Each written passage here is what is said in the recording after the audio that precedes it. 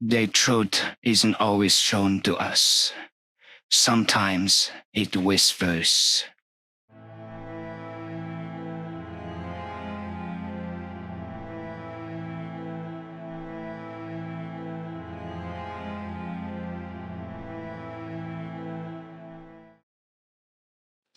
Susan Wojcicki, an ex-YouTube CEO, son was found dead by classmate in a student housing complex at the University of California, Berkeley.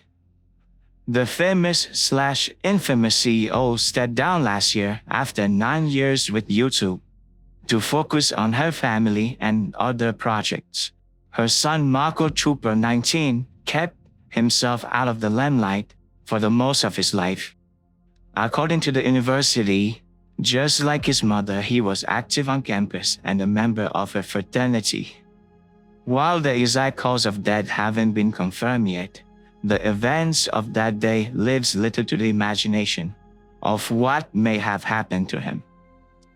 As of right now, it isn't clear how long Trooper lied down unconscious before he was discovered. But by 4:23 p.m. local time, most main school activities are concluded for the day. A hint of the cause of death was given to us through his grandmother, Esther Wojcicki, who told the media, I quote, "He ingested a drug, and we don't know what was in it. One thing we do know, it was a drug." With that knowledge, it is assumed that he took the drug at some point and had a reaction to it, and collapsed. Those who found him later are the ones who contacted the local authorities on February 13. First responder from the fire department tried life-saving measures but declared him dead at the scene. By the time the police and the medics got there, they came to the same conclusion. Trooper had been dead for some time, and there was no sign of foul play. But an investigation still needs to take place. Now, when the news reached social media, a firestorm erupted. But not for the reasons you might be thinking of. The trolls came after the mother, but the son took a lot of the strays. Let me explain. When Susan was the YouTube CEO, she came about changes that overall improved the platform from a business point of view. However, it hurt a lot of its users and content creators, especially the smaller channels. Accounts were being terminated for what many perceive to be minor infractions, and those affected by her choices never really got over it. They felt powerless to really get back at Susan in a way that will emotionally reach her, so she may feel the way they felt. So when the news of her son's passing came to light, they took this opportunity to lay down a relentless form of online trolling/bullying that I have seen in a long time. The saddest part is that her son's name was being dragged, and with Twitter being run by Elon Musk, Susan had to face head-on what many thought of her as a human. And for once in her life, in a long time, she felt as powerless as the many voices she used to stand over. Now, I don't know anything about Susan personally, but the anger from some of this account, right or wrong, shows that in this life, we all have our ups and downs and can't please everybody.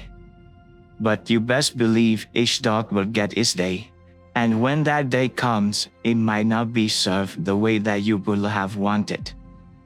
The dead aren't off limit in 2024 apparently. Shaking my head. Where are we heading as a society? Now, I won't read all the tweets. You guys can pause the video and catch the screenshots I took. The biggest takeaway here is the drugs, and possibly the drug dealer.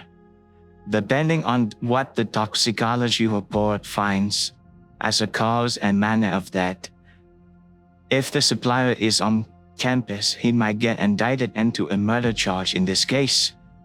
We see this type of story a few times a month, drugs being laced with other agents such as fentanyl and killing its user. Who is even the true user in these setups? Is it the chemist baking the drug, the person selling the drug, or the one purchasing it? The drug epidemic is in full swing, and many people like experimenting now more than ever before. People are becoming more dependent on them and less aware of how dangerous the drug scene really is. Everyone is trying to make a quick cash, and no one cares about the authenticity of how these drugs are being put together and who is even cooking them. Rest assured that Trooper is one of 136 Americans on average who dies daily from some sort of drug overdose. His family released a statement, I quote, Marco's life was cut too short. We are all devastated, thinking about all the opportunities and life experiences he will miss and we will miss together. With a powerful figure in society losing her son in such a way, it might cast a light on the drug epidemic problem that plagues this country. But who am I kidding? We know that by next week, this will be all forgotten. And life carries on, right? Everyone just continue like this has never happened before. Until next time, I will catch you guys. Be safe out there. One out.